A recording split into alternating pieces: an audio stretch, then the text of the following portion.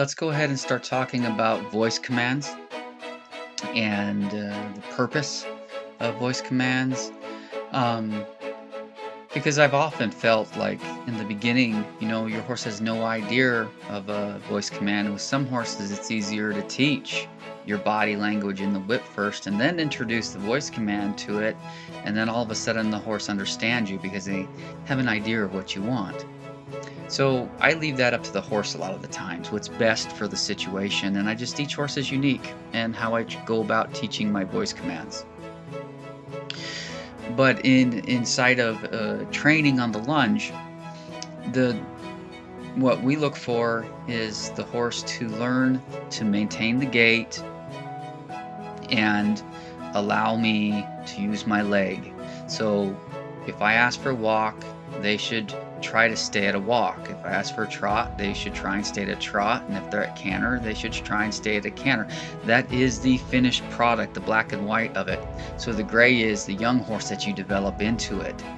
So on the young horse, it's really important to develop the walk at the beginning of the work and develop the walk at the end of the work. And developing the walk at the end of the work comes through a lot of hard work.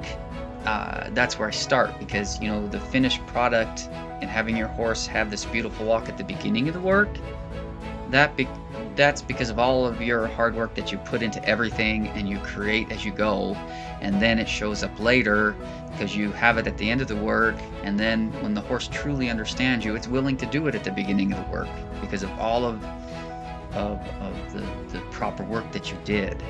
So that's how I work towards that. And that's a very important concept to understand, not to force it. Like I said, if they do the mistake and they're coming up, there's a backward step that you saw me took, and I discussed this in the previous video. So I'll just point that out as I'm watching the screen. And this is a good way to look at videos sometimes to see the bigger picture. Now I'm asking for bend, and then I want to watch. Now here I'm going to come out of this, and this is a good segue into the downward transition where I influence the inside hind foot. There was a little too much push and she broke gait and she came up. But it was still good. So I had bend, I backed up, I got bend, I got relaxation, and I'm pushing. I want some impulsion. Engagement is how they use the joint.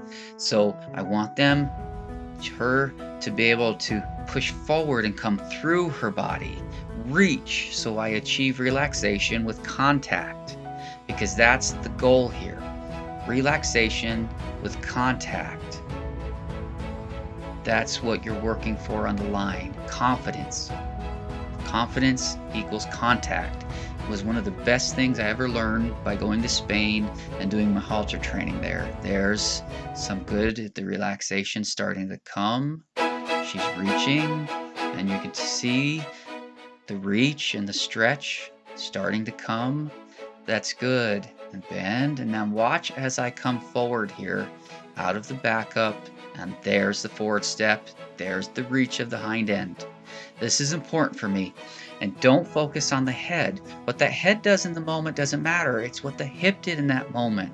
Did the horse step forward?